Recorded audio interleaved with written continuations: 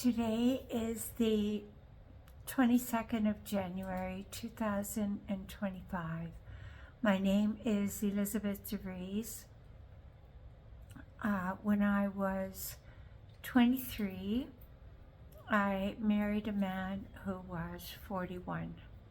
At that time, we got married. Between the two of us, we had 3 children, and he had 2 stepchildren. So I raised 5 children and was married to him for 21 years. My husband had been in the war. He had been a fighter pilot, and he had a very difficult upbringing, having gone through Hitler Youth and becoming a Luftwaffe pilot. If one goes back to those days, I mean, we've heard a lot of horrors about those times and about the discipline and the extreme belief systems of the soldiers on the other side of America. I can say personally that yes, he did have that upbringing, but basically he was a little boy that looked up at the heavens, saw the airplanes flying by, and said, I want to be a pilot. And the pilots were truly beings that just wanted to be up there and fly and cavort. It was kind of like our present day knights. Now, I'm not glorifying war. I am a woman who tries to bring to the world, excuse me, a sense of peace and a sense of relief of suffering. I don't take sides in wars. I feel we are one humanity. But for my husband, it was a different scenario. Today is his birthday, and he would have been 100 years ago today. He was a fascinating man. He swept me off my feet. I was 22 when I met him. At that time, my mother was in final stages of terminal cancer, and this man came along and came to the door to pick me up, and I looked in his eyes and I ran to my bedroom. I was a university student at the time, and I said, this is the man I'm going to marry. I knew it. I had always heard those things. I did really know it in that second, as did he. So we went out for a dinner, and I was very shy, very awkward around men, and very, I'd only had one boyfriend for 5 years, and I thought I would be marrying him. But as soon as I met this dashing, very youthful looking pilot, that went out the window. Within a week we were engaged, and within 2 months we eloped, much to the chagrin of my father and my family, who knew the writing on the wall and that this was not going to be easy for me. He was raising 2 children whom I took on to help with. And then we had 3 more children. So I'm just bringing this up today. The cat is on the table, making the camera go back and forth. She's a little monkey. Anyway, I'm bringing it up because I don't want to act in a way of Pollyanna that this was an easy scenario, and I'm not going to go into the privacy of the marriage and all of its incredible challenges. He died very suddenly when I was 44 years old, and at that time I had $200 to my name. I was pretty estranged from my family because of my impulsive, wild choices. I was a horsewoman, and I had still my 3 children with me at home. It was a very, very tough time for me. age 44 in the destiny cards is the last year of the first half of your life. So I meet a lot of people around age 44 or age 45 whose lives go through a dramatic shift, and they seem to take on a whole new life. Or, as many of you have heard, I'm sure a lot of you, that's when we face a midlife crisis. For me, I had just lost my home. I was living with Andre and my husband in a little motel room with 2 dogs, all of us crammed into one space. And my husband was terribly crippled, and it was a tough, tough time. I rented a house in downtown Calgary, and in the bottom part I had my office. I was starting up my own business consulting firm, writing business plans for people during the oil bust, helping them to start new careers, to raise money for them, and doing business plans. In the upstairs part of the house, my older children resided while I lived in the motel with my husband. You can feel all the ways that I was being pulled on the rack of life. And then my husband had a very tragic death, which I won't go into here. And I had to start over. When you're in a marriage where you are inundated with children, with being in a way a single mother, because I was supporting 7 people for many, many years, and then 5 people until the remainder of the marriage. You don't focus on yourself. You become a survivor. You find parts within yourself that you never even knew existed.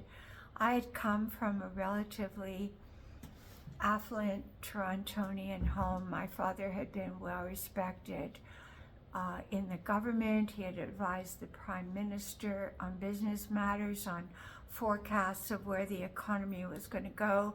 He was a highly respected, not stockbroker, but a predictor, prognosticator of where our country was going. And he would take on portfolios for older women that had maybe a small amount left to them by their husband and didn't know how to survive. At his funeral, I was surrounded by dozens of old ladies that said he had saved their lives and brought their life security and a state of stability when they were all alone. He was an incredibly wonderful soul. So anyway, our estrangement occurred when I was in my 20s. I lost both of my parents in my mid-20s, and had to rely on my own resourcefulness, how to keep our family going. So what did I decide? I decided to train and turn over horses, find them beautiful homes, take horses that nobody wanted to work with. Little did I know that I thought I was doing something terrific, and in many ways I was. And as my daughter got older, she joined me and was an absolute master rider. But what happened was I learned from the creatures. The creatures became my teacher. Being in a very challenging marriage, every time I left the house in the morning, I literally had to bring myself into a Zen state of being and not be in a highly traumatized place of my nervous system overworking. And I had to become utterly at one with these very, very difficult thoroughbreds. Thoroughbreds are very hot-blooded creatures. And I had to sit on their back and become so aware, because every movement of your body, from your heels to your calves, to your thighs, to your hips, to the spine, to your hands, to your thought forms, is all picked up in an instant from the horse. So I learned how to deal with traumatized, they would retaliate against me, bucking, rearing, biting, kicking. They would use every weapon at their disposal because they'd been so abused by man. So I learned how to deal with difficult persona. And what was and there's a purpose to this whole story in regards to all of us today. Because some of them, I had one horse, his name was Maxie, and when I go in his stall, he would swirl around, and he had iron shoes on his feet and try to lash out and strike me, kill me.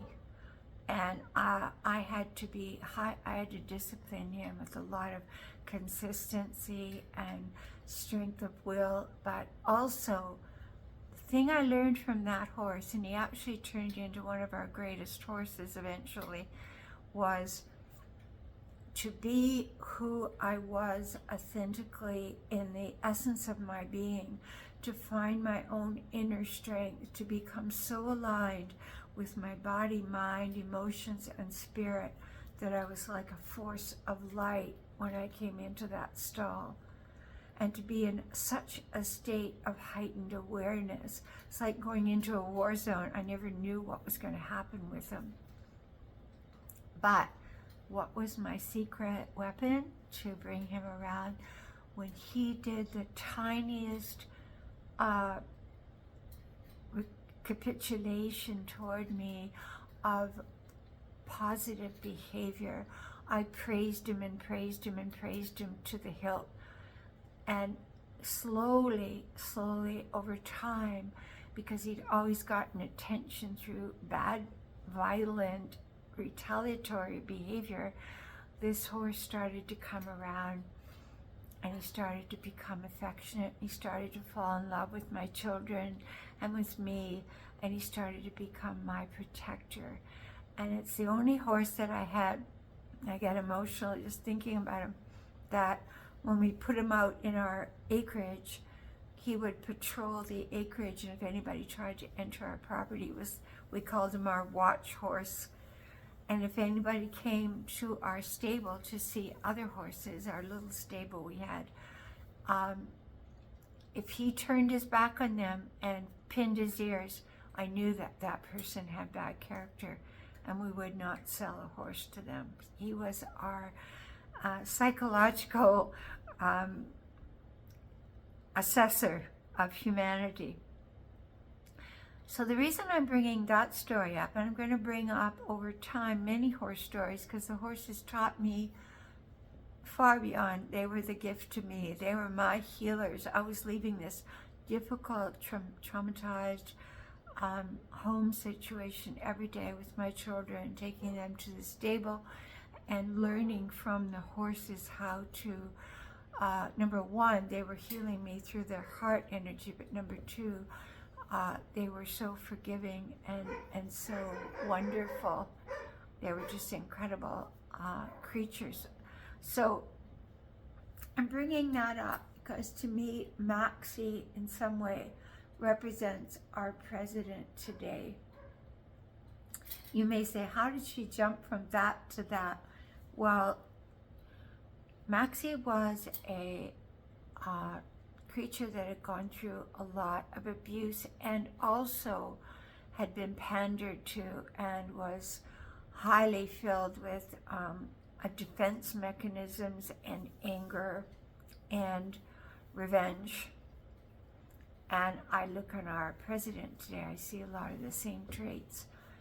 And so what I'm trying to say in a coming around the circle way is, in order for us to move forward as a country, as a world, we have to stand back, be in our wisdom self, acknowledge the character that we're being shown, not be fools or Pollyanna, but try to see And this is what I did with the horses, what they taught me, because all the horses we got were renegades. They were on a defense mode. They were angry. They were vicious, some of them. They wanted to really get back at man because man had hurt them. And so I want you to consider the fact that our president didn't start out that way. He may have been a highly confident or loud baby, but he didn't start out like that. None of us do. We're all souls. We're all part of the human body. And so if there's something positive he does, let's focus on that and then go back to recreating the vision of what we wish to see for America, or for our family, or for our personal relationships. We have to keep returning to forgiveness. Like my personal devotion is to the Christ consciousness, and the forgiveness is 70 times 7 times 1,000. That's what I had to do with these horses, and that's eventually what they did with us because of all the horrific things they've been through. So there's a bridge we need to be considering to build right now. If we continue to focus on the faults and the errors. Now, this is not to say that we're not to be wise, that we're not to protect our country, our bodies, our land, through taking wise measures that we support and putting our heart and soul into the positive directions that we wish to go in our country. But there is another part of us that has to stop focusing on the negative. I don't care whether it's in your relationship or with your children, or you have an animal that you got from a shelter and it's got an issue.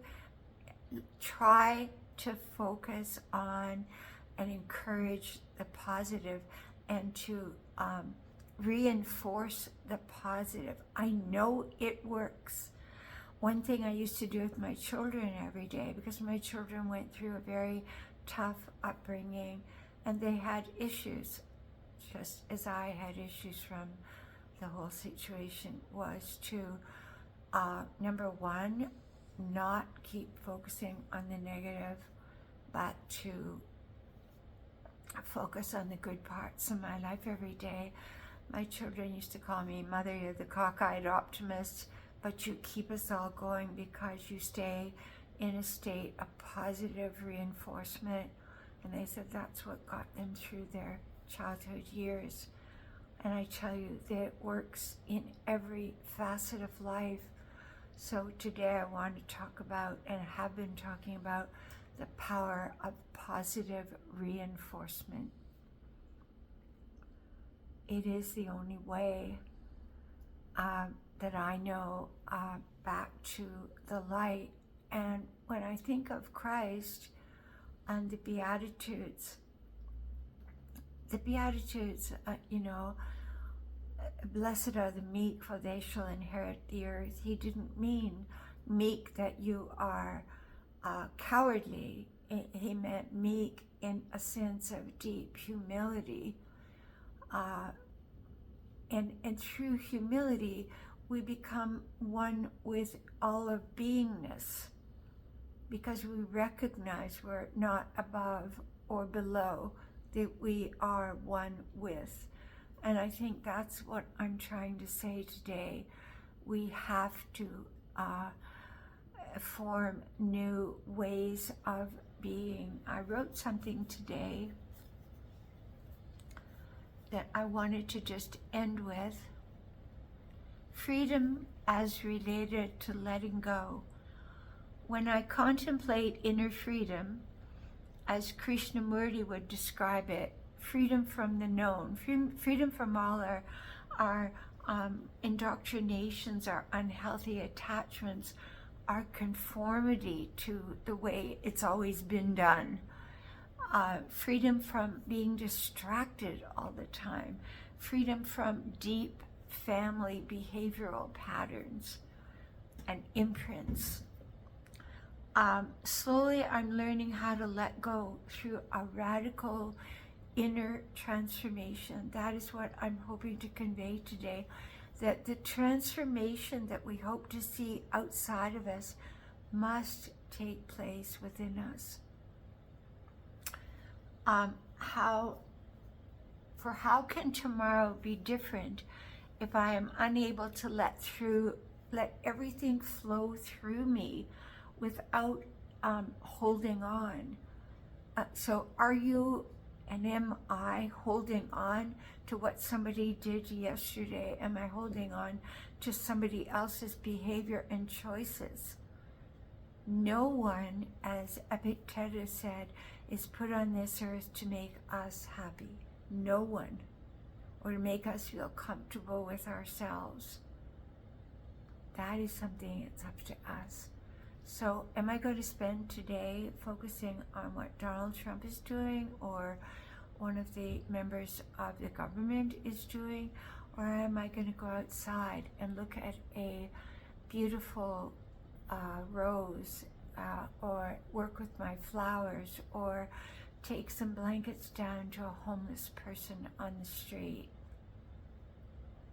How am I going to face life itself today?